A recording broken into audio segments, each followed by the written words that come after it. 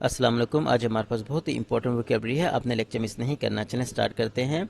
हमारा जो सब्जेक्ट है वो है लिप सर्विस। लिप सर्विस का क्या मतलब है? यानी कि making promises just to please others, यानी कि झूठे वादे करना दूसरों को खुश करने के लिए, लेकिन एक्चुअल काम ना करना। जो उनकी इंटेंशन होती है ना वो इनसिंसियर होती है। जैसे पॉलिटिशियन होते हैं, झूठे वादे करते हैं ना, जस्ट लिप सर्विस होती है। आगे देखें।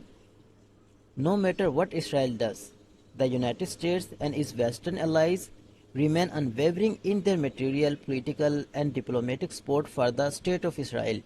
अच्छा जी, no matter what Israel does, यानी कि कुछ भी इसराइल करता फिरे, यूनाइटेड स्टेट और उसके जो वेस्टर्न अलाइज हैं ना, remain unwavering in their material, political and diplomatic support.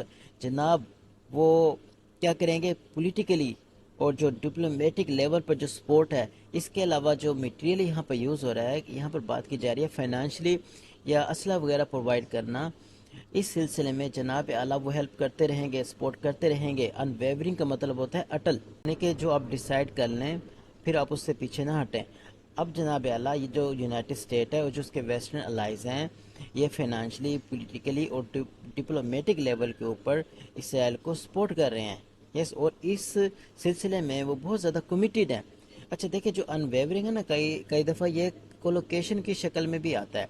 अब कोलोकेशन क्या होते हैं? ये कुछ वर्ड्स होते हैं जो नेचुरल तौर पर इकट्ठे यूज़ होते हैं, जैसे कि फास्ट फूड, ये क्या है? ये कोलोकेशन है। अब इसी तरह से अनवेवरिंग कई दफ़ा जो है ना डेडिकेशन के साथ आता है, यानी कि अनवेवरिंग डेडिकेशन या अनवेवरिंग डिटर्मिनेशन, अनवेवरिंग कमिटमेंट या अनवेवरिंग सपोर्ट। यस, तो यहाँ पर अनवेवरिंग फ़िलहाल जो है ना एलोन यूज़ हुआ है, अकेला यूज़ हो रहा है। आगे देखें।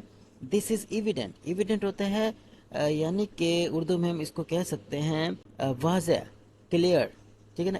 दिस इज़ क्लियर या दिस इज़ एविडेंट या दिस इज़ ऑब्वियस। ऑब्वियस एक वर्ड है, वो भी हम यहाँ पर लगा सकते हैं।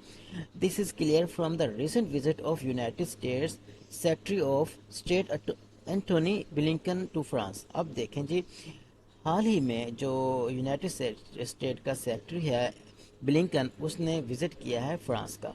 ठीक है ना? This is evident from the recent visit.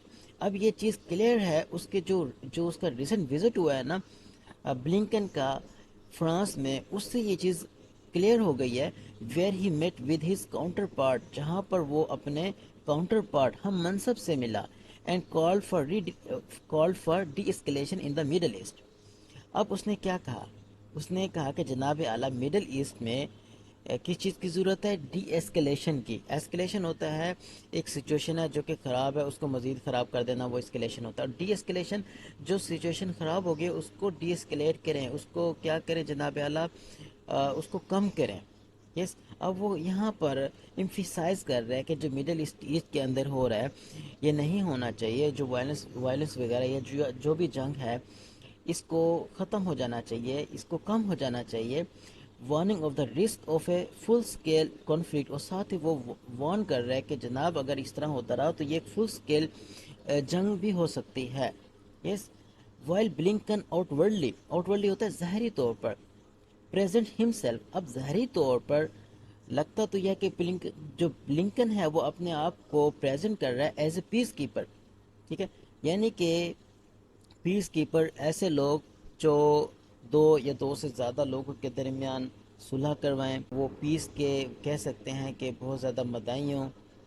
तो अब वो अपने आप को इस तरह से पेश कर रहा है, ज़ाहरी तौर पर लगता तो यही है कि वो एक बहुत बड़ा पीस कीपर है। लेकिन हिज लॉन्ग स्टैंडिंग जो सपोर्ट है ना फॉर इसराइल सजेस्ट, अब इसकी जो ये जो यूनाइटेड स्टेट जो है, ये शुरू से ही जब से इसराइल बना है इसको सपोर्ट कर रहा है, यही जो लॉन्ग स्टैंडिंग सपोर्ट है। अब इससे हमें क्या पता लगता है? वो क्या सजेस्ट करती है कि these calls are little more than lip service. अब ये इस तरह के ये जो बातें कर रहे हैं ना, ये जस्ट लिप सर्विस से ज़्यादा कुछ नहीं है। ओके, हो गया। आगे आ जाएं जल्दी से। If the United States, France, and the UK, Germany, and Italy were genuinely committed to peace, they would have halted arms shipment to Israel long ago. अब देखिए जी, ये जो सारा है ना, ये आपका है थर्ड कंडीशनल सेंटेंस। जैसे कि आपको पता है ना, ज़ीरो कंडीशनल होता है, first second and third condition sentence ہوتا ہے. اس کے علاوہ پھر مکس کنڈیشن سینٹینسز بھی ہوتے ہیں. یہ ایکچولی ہے تو تھرڈ کنڈیشنل سینٹینس لیکن یہ مکس کنڈیشن سینٹینس ہے. کیونکہ ابھی فی الحال ٹائم نہیں ہے اتنا آپ کو سمجھانے کی. کسی اور دن میں ایک اسپیشل لیکچر رکھوں گا جس کے اوپر میں آپ کو کنڈیشن سینٹینسز سمجھاؤں گا. آگے چلتے ہیں. اب دیکھیں وہ یہ کہتا ہے کہ اگر یہ جو یونائٹڈ اسٹیٹ ہے، فرانس ہے، یو کے ہے، جرمنی، اٹلی وغیرہ جو ہے نا، اگر یہ واقعی سینسر ہوتے کہ پیس ہونا چاہیے، they would have halted, halt ہوتا ہے روکنا، آرم شپمنٹس ٹو اسرائیل لانگ اگو، یعنی کہ وہ یہ جو اسرائیل کو جب سے اسرائیل بنا ہے یہ کیا کر رہے ہیں، کنٹینرز بھر بھر کر اسلحے کے بھیج رہے ہیں. اگر یہ واقعی پیس چاہتے تو ہوتا کیا، یہ کافی عرصے سے کیا کر چکے ہوتے، یہ جو عام شپمنٹ ہے نا اس کو روک چکے ہوتے، یہ نہ بھیجتے. اگر یہ واقعی چاہتے کہ پیس ہو تو یہ کہنے کا مطلب یہاں پر ہے یہ ہے actually step the code still take it any moment. یہ ایک ایسا اسٹیپ ہے یہ کسی بھی ٹائم اٹھا سکتے ہیں. Fundamentally altering the dynamics of the conflict.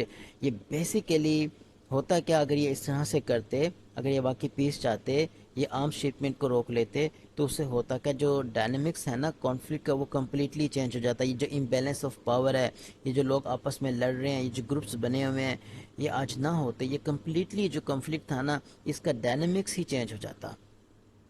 Okay ہو گیا، چلیں ملتے ہیں نیکسٹ ویڈیو میں. Thank you.